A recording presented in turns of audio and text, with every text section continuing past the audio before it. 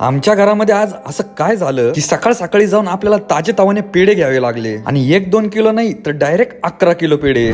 तर नमस्कार पब्लिक, मी तुमचा शुभम. तब्बल 9 महिन्यानंतर आम्हाला खूप साऱ्या अडचणींना सामोरं गेल्यानंतर आज एक आशेचा किरण दिसणार होता. म्हणजेच आमच्या फॅमिलीमध्ये आज एक नवीन पाहुणा येणार होता. पण स्टोरी तिथून चालू होत नाही. स्टोरी चालू होते सकाळी 9 वाजेपासून. जेव्हा आम्ही हॉस्पिटलला गेलो डॉक्टरांनी सजेशन दिलं की डायरेक्ट ऍडमिटच व्हावं लागेल, म्हणून बायकोला लगेच ऍडमिशन वगैरे करून दिलं. त्या रात्री तर आपले असे काय हाल होईल असं वाटलंच नव्हतं. कारण घड्याळाचा काटा जरी 3 वर गेला तरी आपल्याला काय आज झोप लागतच नव्हती भाऊ. आणि त्या रात्री मी तर जागा होतो, सगळे झोपले तरी आपल्या सत्यम भाऊला पण काय झोप येत नव्हती. घड्याळाचा काटा जसा टकटक करतो तसे आज आमच्या हृदयाचे ठोके सुद्धा ठकठक करीत होते. अचानक ठीक 5:30 वाजता आम्हाला ऑपरेशन थिएटर पाशी बोलवलं जातं आणि सांगितलं जातं कॉंग्रॅच्युलेशन्स, तुला मुलगा झालाय. आनंद तर एवढा झालता की गगनात मावत नव्हता. डोळ्यातून तर पाणी थांबायचं नाव घेत नव्हतं. त्यानंतर मी व्हिडिओ तर काढू शकलो नाही, पण पार्ट 2 लवकरच येईल.